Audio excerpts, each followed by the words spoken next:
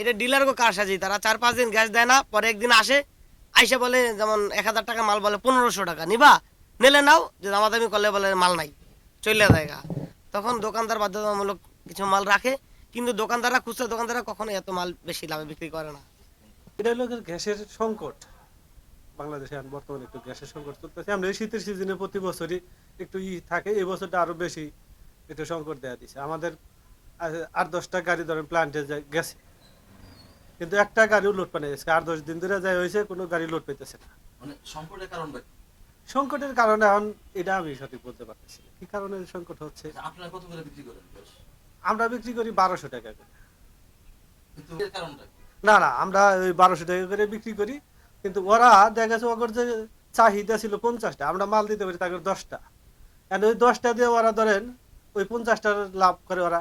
এই কারণে গ্যাসের দাম আরো বক্তা খুচরা বিক্রয় একটু রেট বেশি করে দেয়। একটা হলো যে আপনার ওরা গ্যাস দিচ্ছে হলো যে আমার 1800 টাকা, ও কিন্তু আমার মেমো দিচ্ছে না। সরকারের রেট হয়েছে 1225 না 25 বা 55 টাকা।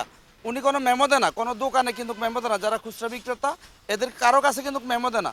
তাহলে আমার সরকারি রেট কত, রেটের কোনো মেমো কোনো দোকানদারকেও দেয় না। এরা এই সিন্ডিকেটটা হলো যে যারা এখানে ডিলার, এদেরকে মনে হয় ধরলে এই জিনিসটা সলভ হয়ে যাবে ইনশাল্লাহ।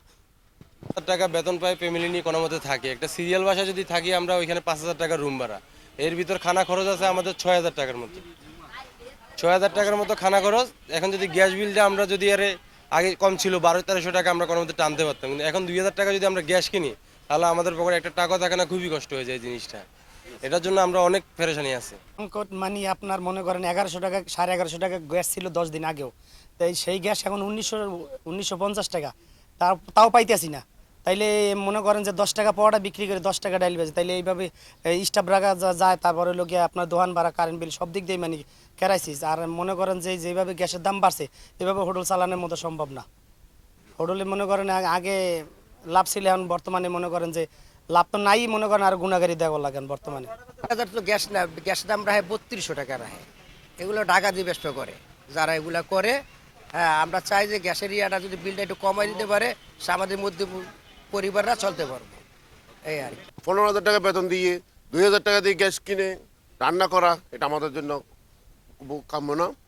তবু আমরা সরকারের কাছে আবেদন করতেছি, এই সিন্ডিকেটটা ভেঙে সুন্দরভাবে আমরা যেন জনগণ বাংলাদেশে বসবাস করতে পারি, সেই জন্য সরকারের যেন সদয় দৃষ্টিতে দেখি। এই সিন্ডিকেটটা যতক্ষণ পর্যন্ত নির্মূল না করতে পারবে, অতদিন পর্যন্ত বাংলাদেশের গ্যাস কন, যে কোনো দ্রব্যমূল্য কন, যে কোনো কিছু কন, এটা ওরা সিন্ডিকেট করে আপনার দ্রব্যমূল্য বাড়াচ্ছে।